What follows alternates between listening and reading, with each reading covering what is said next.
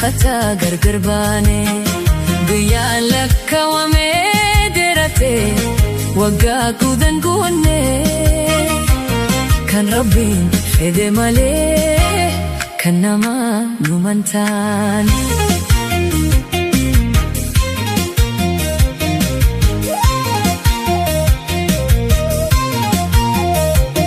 Akka fedha kootii silaaniif naftaa'ee daqiiqaaleen turuu ansiin gargar baay'ee otoo kallattii barriisuu danda'ee baraaruu danda'ee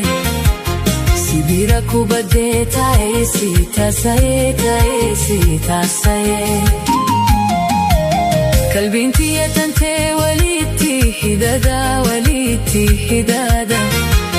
gargar baa'uun taanuu nu fooni lafiidhaa nu dhiiga lafiidhaa ilma namaaf hamtuun abdii kutachuudha dhufaa jira guyyaan sadoof gammachuudha.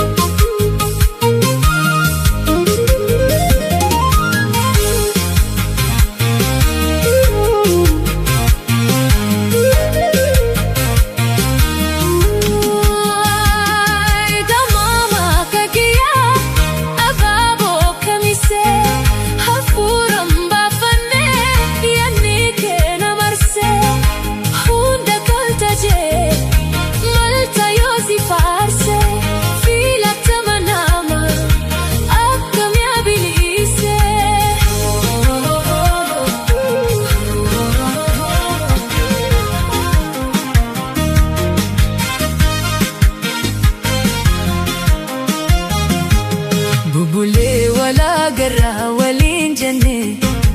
gammannee wal hammannee dhimmimaan haqataa gargar baane guyyaan lakkaawamee dheerate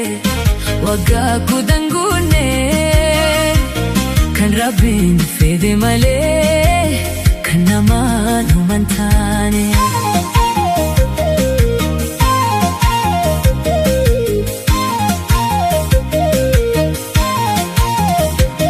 Akka fedha kootii silaaniif naftaa'ee daqiiqaaleen turuu ansiin gargar baay'ee otoo kallattii barriisuu danda'ee baraaruu danda'ee sibiira kubadee taa'ee si taasa'ee qalbiin tiyyatantee walitti hidhada gargar baa'uun taanuu nu fooni lafiidhaa nu dhiiga lafiidhaa ilma namaaf hamtuun abdii kutachuudha dhufaa jira guyyaan sadoof gammachuudha.